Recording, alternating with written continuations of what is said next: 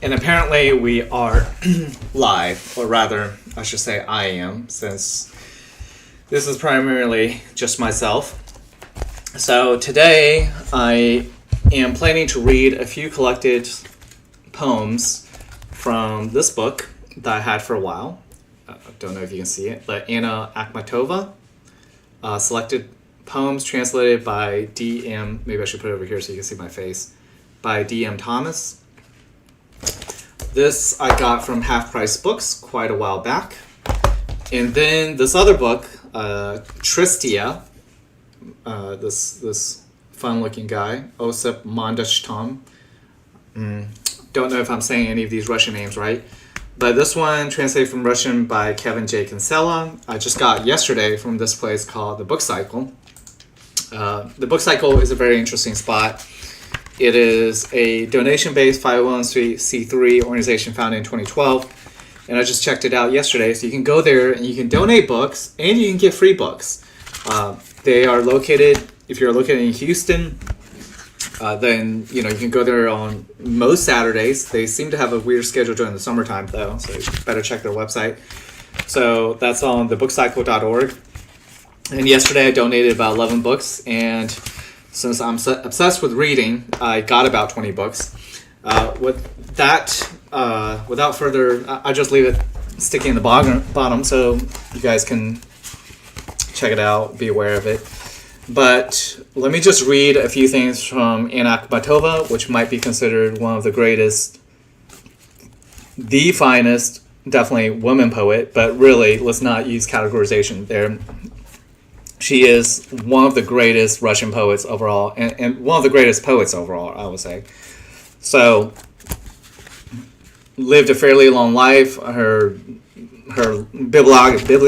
biography is quite illustrative of all the happenings back in all the transitions in Russia at that time. So, Anna Akhmatova was born in 1889 in Odessa on the Black Sea coast. Her early life was spent at Tristia Selo, the imperial summer residence. In 1910, she married Nikolai Gumilev, who was a poet and leader of the Akhmaist poetic movement. In 1921, he was shot as alleged counter-revolutionary. Although Anna Akhmatova had been divorced from him for 3 years, her reputation was to remain tainted by this event, and she published very little of her poetry in the years 1923 to 1940. Her son was arrested and sent to a labor camp, as was her lover Nikolai Punin, who was released after the death of Stalin. She remained in Leningrad during the siege, but was later evacuated to Tashkent. Her collected works were due for publication in 1945, but never appeared. During this time, she was persecuted, expelled from the Writers' Union, and followed by 2 secret police agents. In the thaw of after Stalin's death, her poetry began to be published again, and when she was allowed to visit the West, she received an honorary D.Litt from Oxford in 1965. She died in 1966. So, just a note, she was nominated for the Nobel Prize in Literature twice. She was not chosen ultimately, but of course that doesn't mean you're not a great poet. You're a great poet.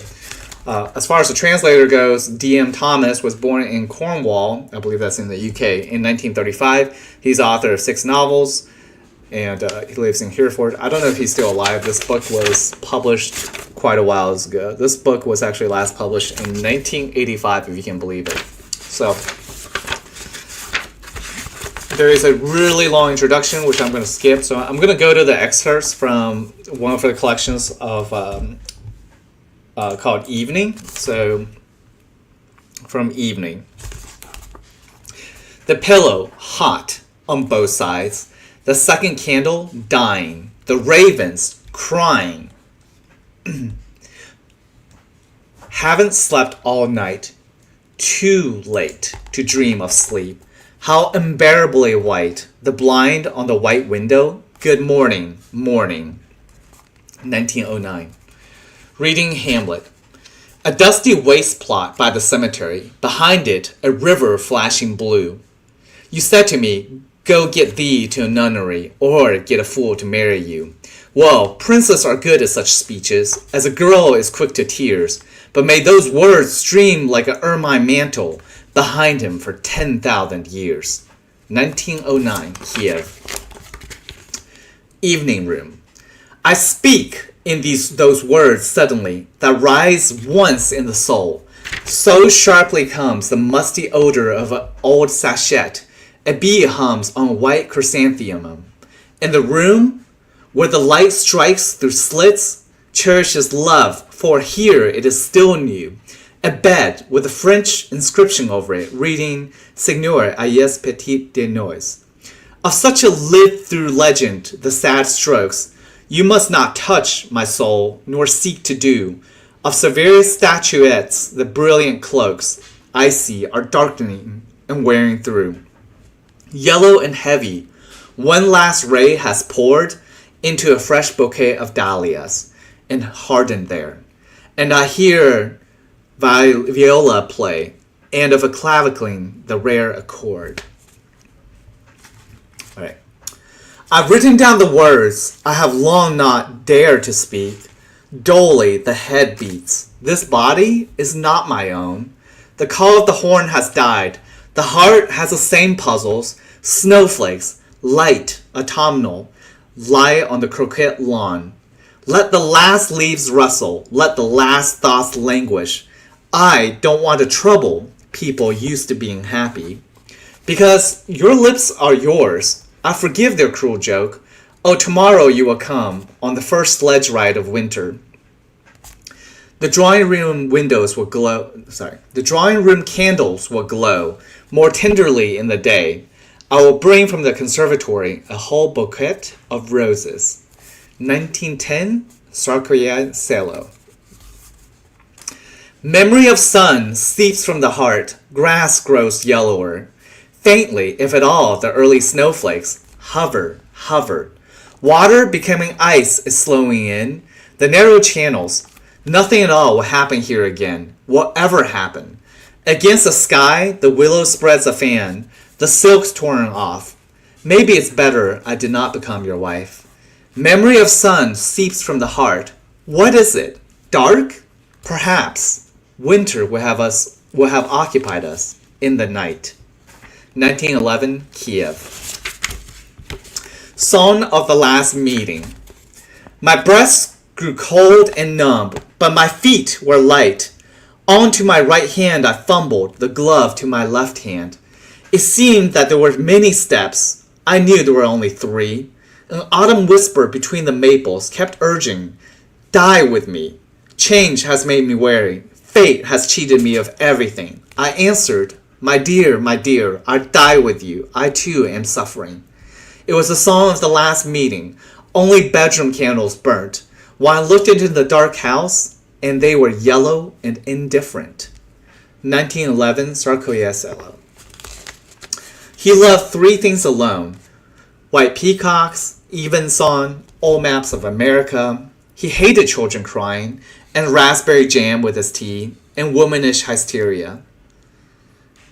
And he had married me. 1911.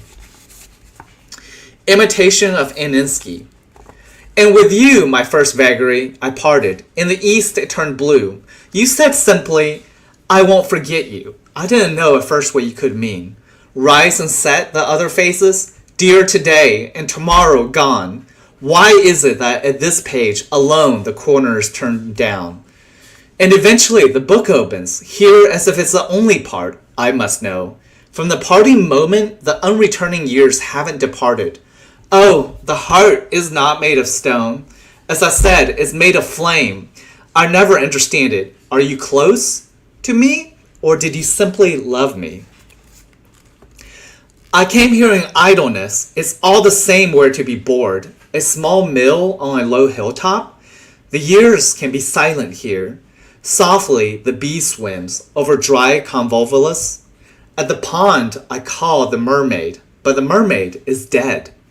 The wide pond has grown shallow and clogged with a rusty slime. Over the trembling aspen, a light moon shines. I notice everything freshly, the poplar smell of wetness. I am silent. Without words, I am ready to become you again, Earth. 1911, Sarkozy Solo. White Night. I haven't locked the door, nor lit the candles. You don't know, don't care, that tired I haven't the strength to decide to go to bed, seeing the fields fade in, the sunset murk of pine needles, and to know all is lost, that life is a cursed hell. I've got drunk on your voice in the doorway. I was sure you'd come back. 1911, Zrkoye Sole. Legend on an unfinished portrait. There's nothing to be sad about. Sadness is a crime, a prison. A strange impression I have risen from the gray canvas like a sheet.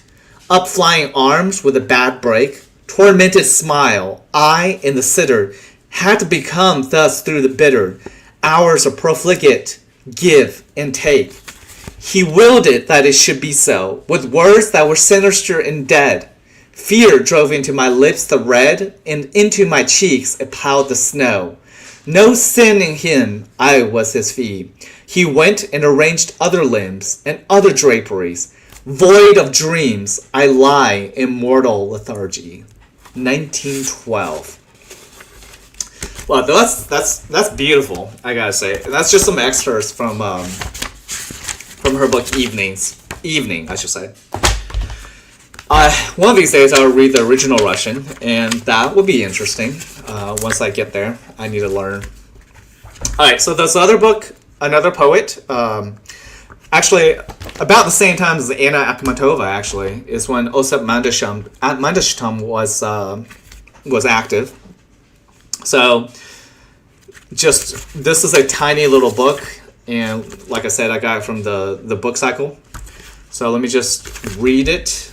And there's not really much else to say here. So, growing up in St. Petersburg in a simulated middle-class Jewish family, Osip Mandelshtam was educated in classical studies. From 1907 to 1910, he spent most of his time in Western Europe, where he encountered the French symbolists and other contemporary writing of the day. Returning to Russia in 1911 to attend St. Petersburg University, Mandelshtam joined with poets Anna Akhmatova and Nikolai Gumilyov in establishing the poetic movement Akhmaism. That's spelled, by the way, Acmeism. Following the Russian Revolution, however, his writing and the works of fellow Akhmaists gradually came under scrutiny, and he was exiled. Mandelshtam was ultimately imprisoned and died at the Vladivostok transit station en route to a hard labor camp. Following his death in 1938, Mandelshtam's wife, Nadezhda, wrote her acclaimed memoirs about her life and her husband during the Stalin era, called Against Hope, published in 1970, and Hope Abandoned, published in 1974. Those two books I plan to read as well. Tristia was Mandelshtam's second book, along with his first collection, Kamen, in other words, stones, and Stichorvorenia, I guess verses in Russian. Tristia established his reputation as one of the greatest Russian poets of the 20th century. Alright, and this particular version was translated from Russian by Kevin J. Kinsella. Kinsella. I have very little idea who the translator is. But I'm just going to read maybe 5 pages from here. Yeah, that sounds about right. How heavy amid my shame the splendor of these veils. In stony Troezen a great tragedy will occur. The royal staircase will flush with shame, and because of a lusting mother, a black sun will rise. Oh, if only it was hate that seized in my chest. But see, the confession flies from my lips. Black flames consume Phaedra in broad daylight. A funeral torch smolders in broad daylight. Hippolytus, beware your mother in broad daylight. Phaedra, night stalks to you. I've stained the sun with my black love, but death from a clear vial will cool my passion. Afraid we don't dare ease this royal grief. Night has fallen upon wounded Theseus, and our funeral songs follow home the dead, cooling the black sun's wild, sleepless passion. That was the first 2 pages. The Menagerie. Part 1. Peace, a rejected word, at the dawn of a offended era, A lamp from within a cave, mountainous air, ether. Ether we neither want nor know how to breathe. Again, with their reedy voices, the shaggy pipes are singing. Part 2. While lambs and oxen are led to lush pastures, and friendly eagles sit on the sleepy shoulders of cliffs, a German raised an eagle, a Briton subdued a lion, and a Gallic comb appeared from a rooster's crest. Part 3. But now barbarians have stolen the sacred club of Hercules, and the black earth is plowed, as thankless as in the past.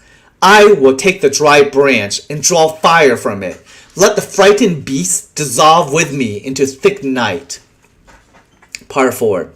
The rooster, the lion, the dark brown eagle, and the affectionate bear. We will build a storeroom to protect the hides from war. But I sing the wine of the times, the fount of the Italian language, the great Aryan cradle, and Slavonic and German flax. Part 5. Italy, is it not lazy of you to let the clucking of birds flying over your fences disturb the chariots of Rome? And you, neighbor, the eagle bristles, don't be bitter. What if a heavy stone is not suited for your sling? Part 6. While the beasts are locked in the menagerie, we may rest a while. The Volga remains deep. The Rhine's current brightens. And unwittingly, wise men will honor a foreigner as some demigod with a wild dance on the banks of the great river. All right, let me read 2 more pages. To the polyphony of a girl's choir, each church lends its voice. In the stone vaults of the Assumption, I can see eyebrows arching. From the ramparts braced by archangels, I scan the city from a marvelous height. From the walls of the Acropolis, I am filled with sadness for the Russian name and Russian beauty. Isn't it wonderful how we dream of blue pigeons stirred up in a courtyard when the black nuns sing their Orthodox psalms? The tender Assumption, Florence, and Moscow, the 5 dome cathedrals of Moscow, with their Italian and Russian souls, remind me of Aurora, but with a Russian name, wearing a fur coat, and a sleigh packed with straw, the fateful matting barely covering us. We rode through sprawling Moscow, from the Sparrow Hills to the familiar church. In Uglich, there are children playing knucklebones, and the smell of bread baking in ovens. Bareheaded, I am hustled through the streets, while 3 candles flicker in the chapel. No, not 3 candles, but 3 meetings. One blessed by God himself. There will never be a 4th. Rome is too far, and he never loved Rome anyway. The sled lurched along black ruts. People were returning from their walks. Poor, scrawny men and wretched old women shifted anxiously at the gate. The raw horizon grew black with birds as the bound hands went numb. The carrying off the prince, his body stiffens, and fire is set to the bloodied straw. Wow, that's incredibly graphic. Alright, there's more, but I'm going to take a pause here. Hopefully anybody watching this is enjoying this. I might watch this myself sometimes to see how well I do in reciting these poems. Well, that's a bit for now. And with all that said, I do hope to actually continue reading prose in the near future as well, continuing some of the books I have started but not yet concluded. So, with all that said, good night, everybody.